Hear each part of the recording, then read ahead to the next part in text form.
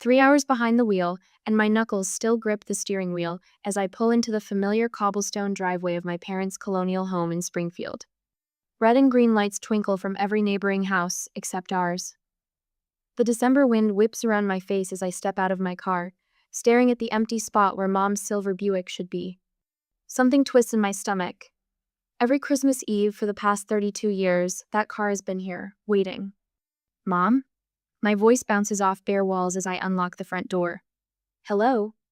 Silence answers, broken only by the hum of the ancient refrigerator.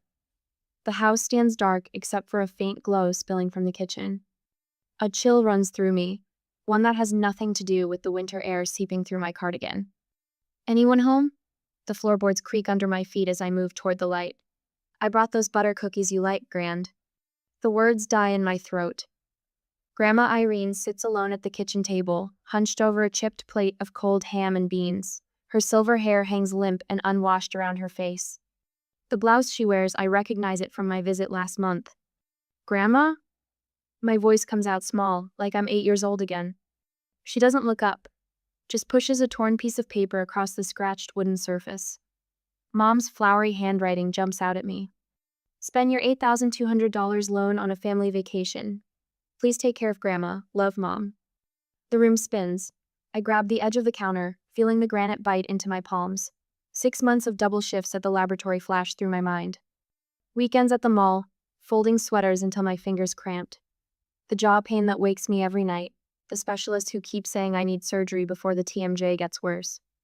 $8,000, the money I'd trusted Mom to hold while I switched banks. They left 3 days ago. Grandma's weathered hand covers mine. Her skin feels paper thin. Mediterranean cruise. A high-pitched sound fills the room. It takes me a moment to realize it's coming from me. I need to sit down. The kitchen chair scrapes against linoleum as I sink into it. My eyes catch the empty pill organizer on the counter, an unpaid utility notice with bold red letters. They said you'd understand. Grandma's voice drops to a whisper. Family comes first. My hands shake as I pull out my phone. Muscle memory, finding Mom's number. It rings once before going to voicemail. We're enjoying our family vacation, back in 2 weeks. Mom's recorded voice bubbles with artificial cheer. In the background, I hear Brenda and Logan laughing. The message tone beeps. I open my mouth, but the words stick in my throat like glass. How could you?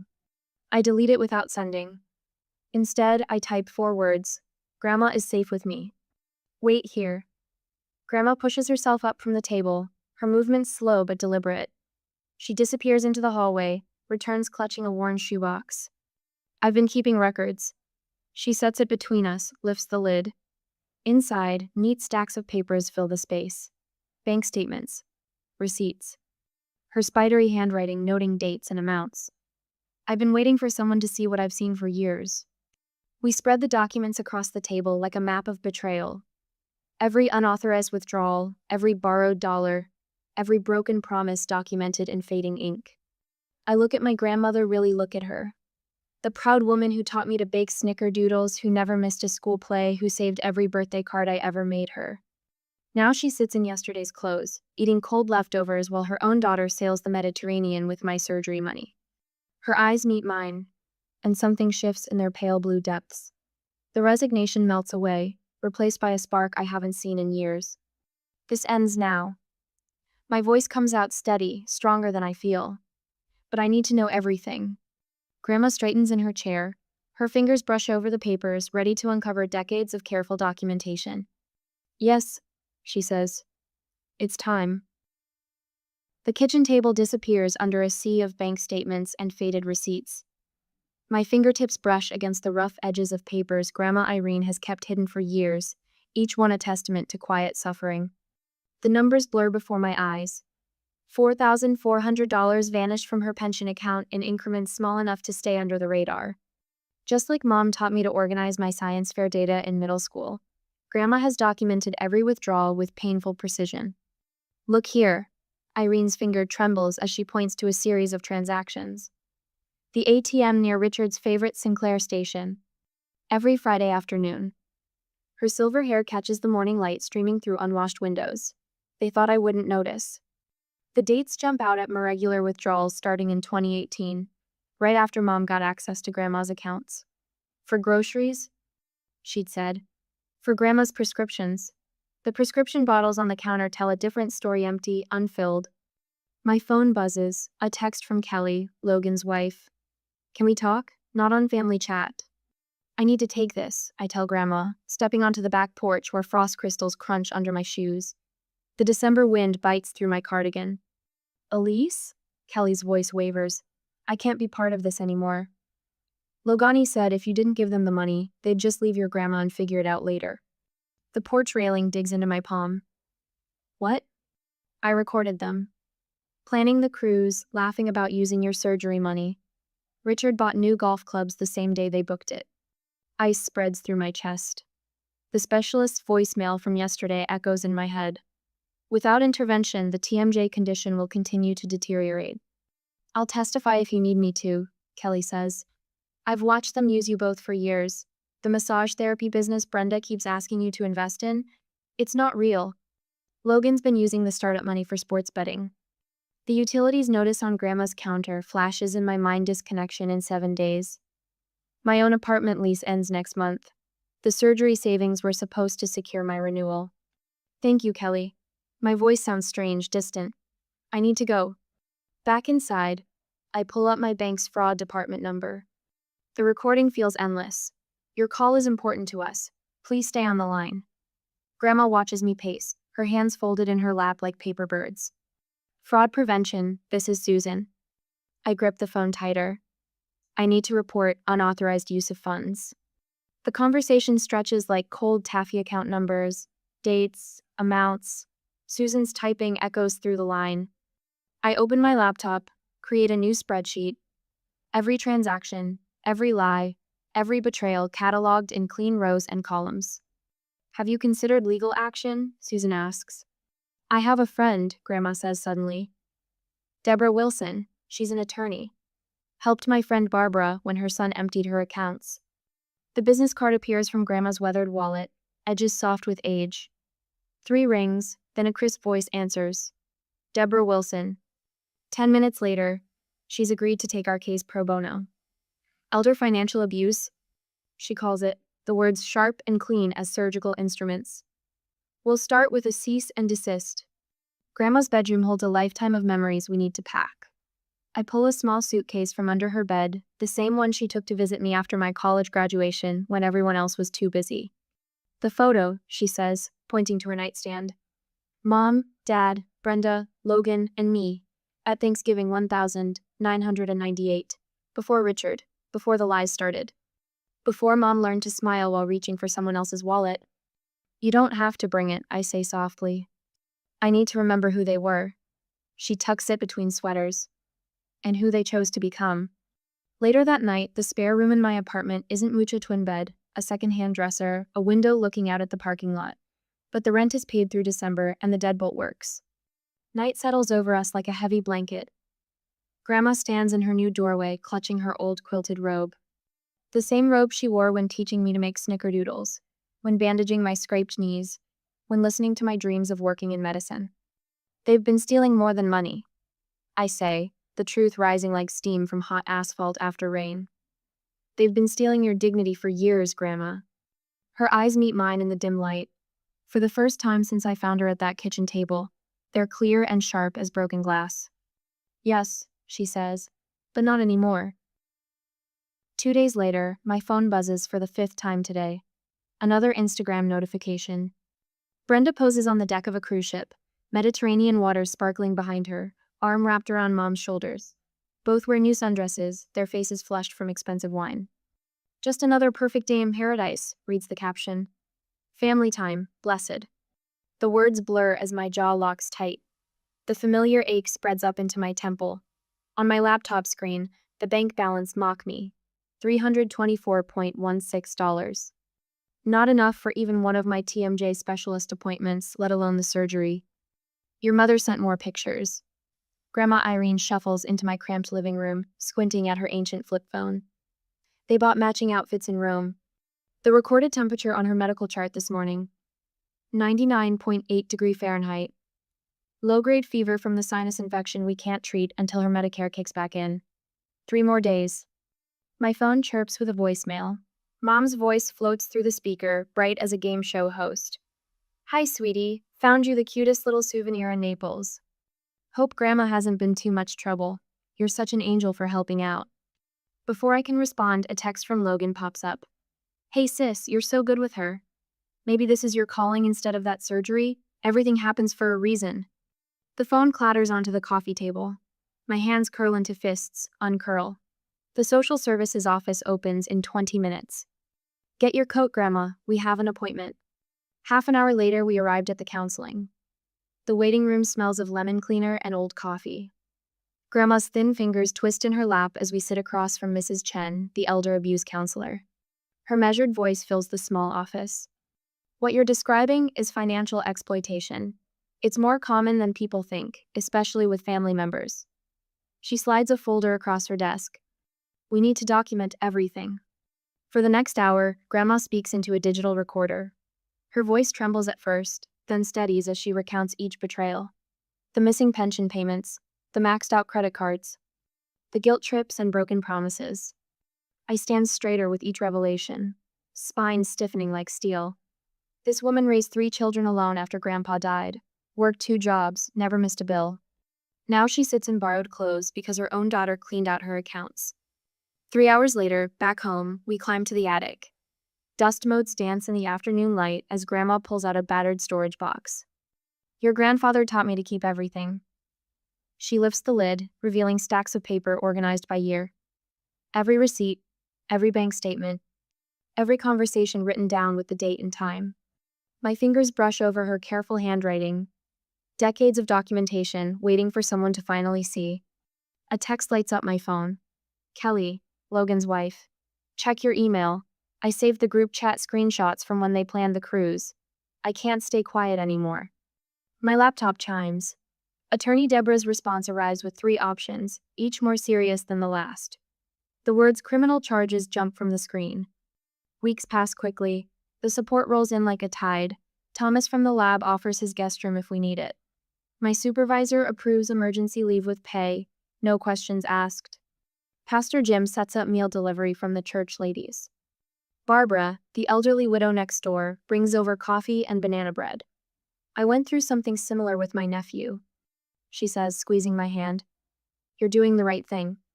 The kitchen table disappears under spreading papers, bank statements, credit card bills, photos of Grandma's empty pill organizers. Together we build our case, document by document. See how I note the date in red? Grandma demonstrates her filing system, and anything suspicious gets a yellow sticky tab. Your grandfather worked in accounting, he always said. Keep the receipts, date the conversations, I finish.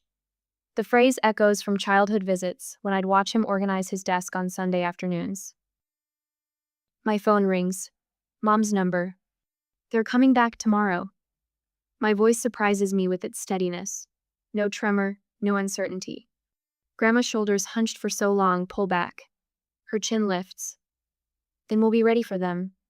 We rehearse our statements late into the night, each point backed by evidence, each accusation supported by proof. No more manipulation, no more guilt, no more lies.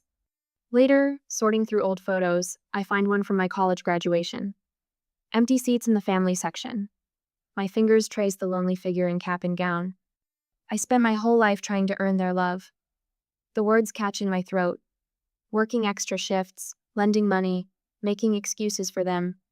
Grandma's arms wrap around me, fragile but fierce. Love isn't earned, sweetheart. It's given. Freely. The way you've given it to me these past weeks. I sink into her embrace, smelling talcum powder and White Diamond's perfume. The scent of my real mother. The one who showed up. The one who stayed. You know what the worst part is? I whisper into her shoulder. I actually believed them every time. That next time would be different. That they'd finally see me. I saw you, Grandma says. I've always seen you, even when you couldn't see yourself.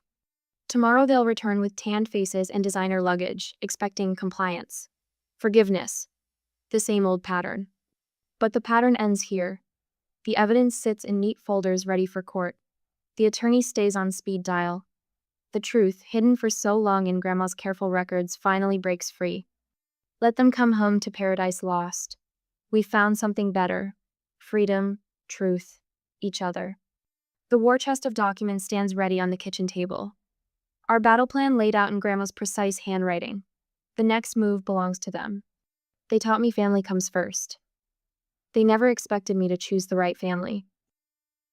The next morning, the dining room light casts harsh shadows across the polished oak table. I adjust the voice recorder one last time, centering it between stacks of bank statements and social services reports.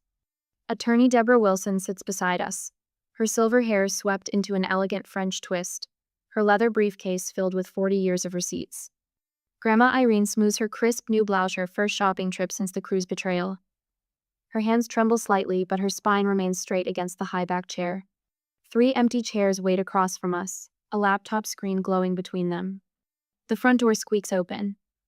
Mom bursts in first, Brenda and Logan trailing behind. Richard brings up the rear, his usual golf polo replaced by an ill-fitting suit. We brought presents.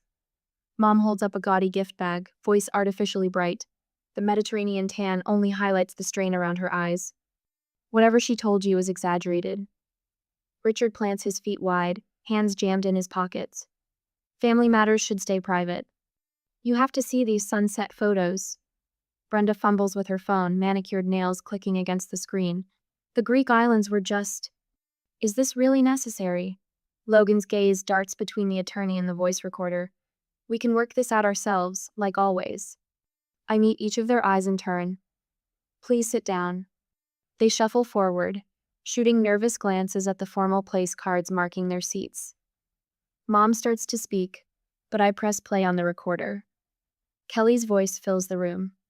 They planned it weeks ago. Said if Elise wouldn't give them the money voluntarily, they'd just take it and deal with the fallout later. Richard called Irene dead weight when he thought no one could hear. Color drains from Logan's face. He grabs his phone, probably texting Kelly. Too late. The projector hums to life. Bank statements appear on the wall, rows of unauthorized transfers highlighted in sickly yellow. Dates, times, amounts that built a paper trail of betrayal. Those withdrawals could have been anyone. Mom interrupts, voice climbing higher. And after everything we've done, taking care of Mother all these years, we deserved. Mrs. Matthews. Deborah's tone could freeze water. Let me outline Missouri's elder abuse statutes. She opens a leather-bound folder. Financial exploitation of the elderly carries penalties of up to 10 years imprisonment and fines up to $20,000 per incident. I click to the next slide. Photos of Grandma from the days after they abandoned her unwashed hair, unchanged clothes, empty pill organizers, the social services report detailing her condition. The Springfield Herald expressed interest in covering this story. I keep my voice steady. Elder financial exploitation makes compelling headlines, especially during the holidays. You wouldn't dare, Richard surges forward. You ungrateful little. 10 days. I cut through his bluster. Return $12,600, the original amount, plus the prescriptions and utilities you left unpaid, or we proceed legally. Mom's careful makeup streaks as tears spill down her cheeks. But sweetheart, we're family. You can't. She's just an old woman wasting away anyway. Richard slams his palm against the table. Who cares if? He freezes, horror spreading across his face as he realizes what he's revealed. Brenda's eyes narrow, calculating. She touches Mom's arm. Of course we'll pay it back. We just need time to arrange. 10 days. I slide the repayment agreement across the table. Sign now. Logan's phone buzzes again. His shoulders slump as he reads Kelly's latest message. One by one, they scrawl their signatures, Mom's flowing script. Richard's angry slash, Brenda's precise letters, Logan's shaky scrawl. Grandma speaks for the first time, her quiet voice cutting through the tension. I kept every receipt for 40 years. She pats the stack of papers beside her. Remember that. I stand, offering my arm to Grandma. We walk out together, leaving them with their empty gift bag and hollow excuses. The December wind whips around us as we step onto the porch. But for the first time since this nightmare began, I feel warm. Ready to go home? I ask. Grandma squeezes my arm. Her steps are sure as we walk away from the house where I grew up, where we both learned that some bonds are forged by blood, but the strongest ones are built on trust. Behind us, the front door opens. Mom calls out, Elise, please. I don't turn around. Sometimes the greatest victory is simply walking away. 8 days later, my phone buzzed for the fifth time this morning. Mother's name flashes across the screen, accompanied by a photo of her smiling face from happier times. I let it ring. Just delete her number, Thomas suggests from his spot by the coffee maker in the lab break room. He slides a steaming mug across the table.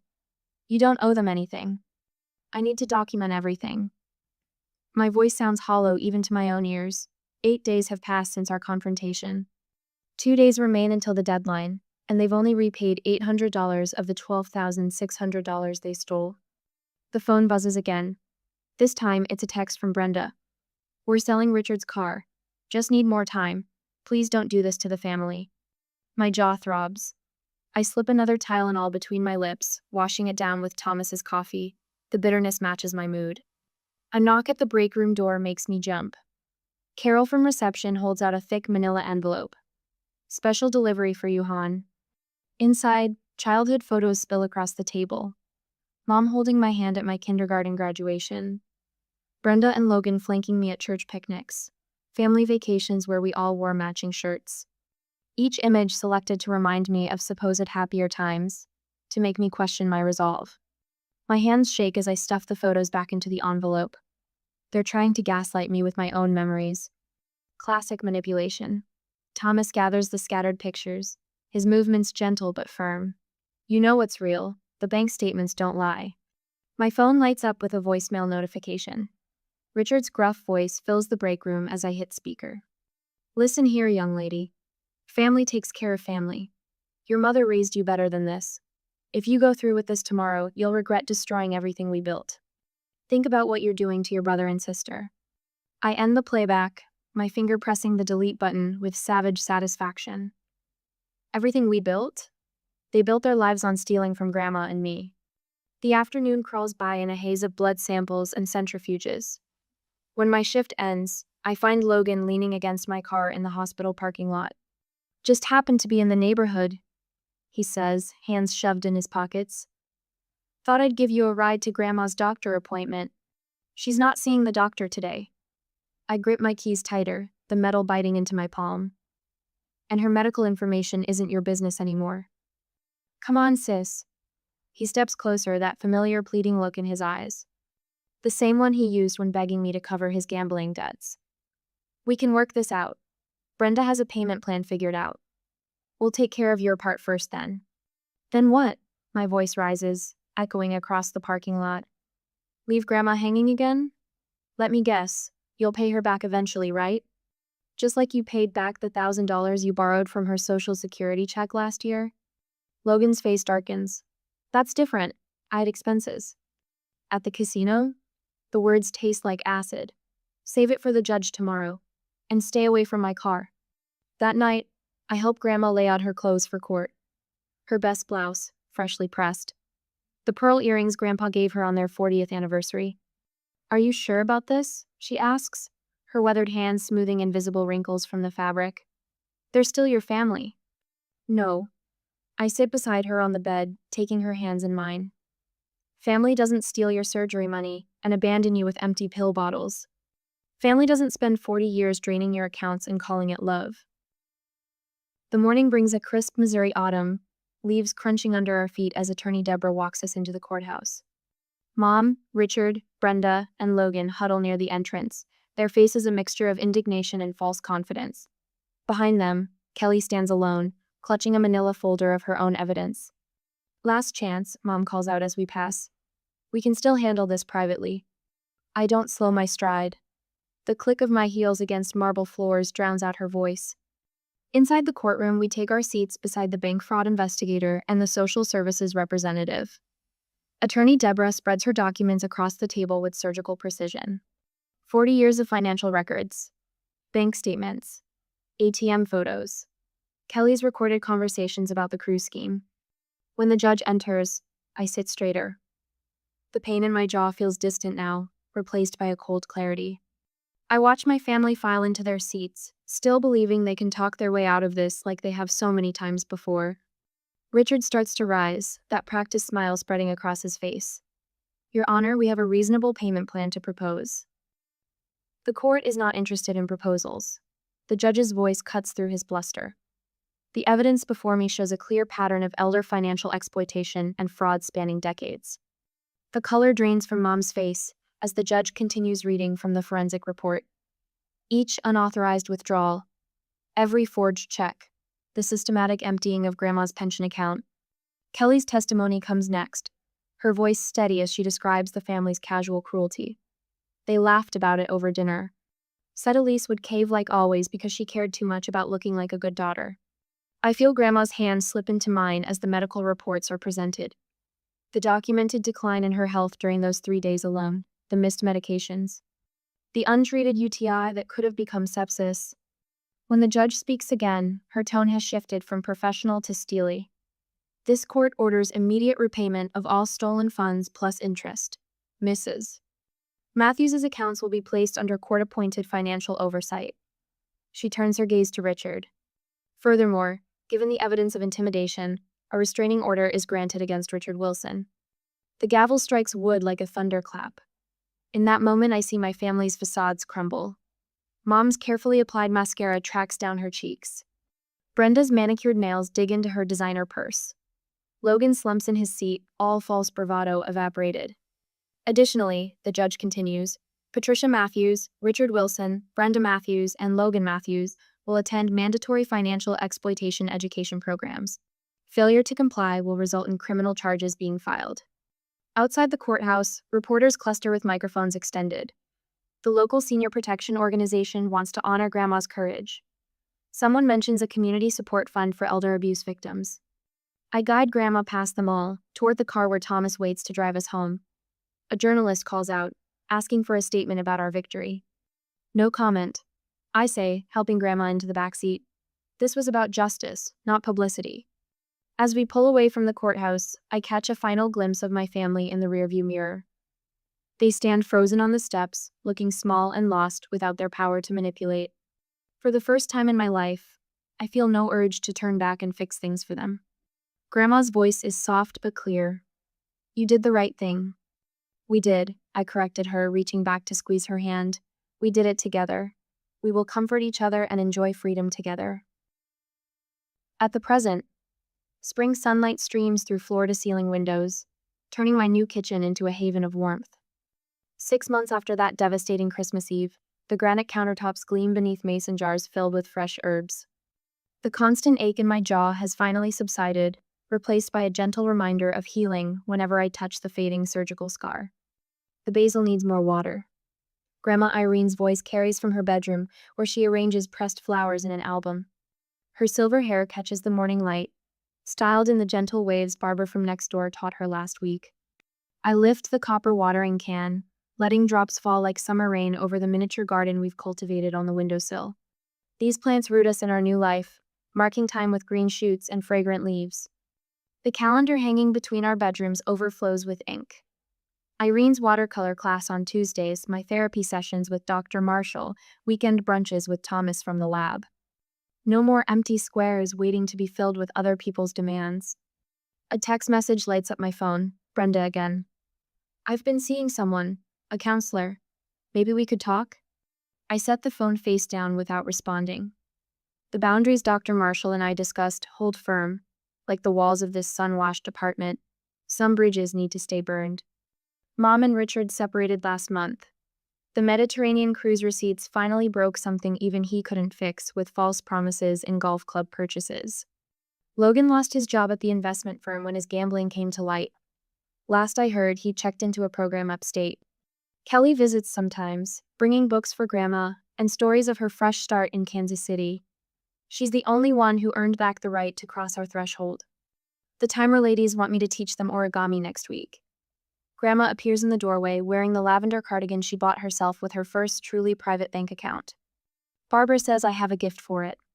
I smile, remembering the fierce pride in her voice when she told her social worker about the senior center craft group she now leads. The Timer ladies know talent when they see it. The dining table between us hasn't seen a family meal in half a year. Instead, it hosts our quiet breakfasts, phones tucked away in drawers while we share coffee and crossword puzzles. Sometimes Thomas joins us, his steady laugh filling spaces that used to echo with guilt. Pastor Jim drops by with fresh banana bread and conversation that never carries hidden hooks. My evening graduate program acceptance letter hangs on the bulletin board, next to a photo of Grandma surrounded by her new friends from the center. Their faces shine with the particular joy of women who've stopped apologizing for taking up space. The doorbell chimes. Attorney Deborah stands on our welcome mat, holding a folder of final paperwork. Just need your signatures to close everything out.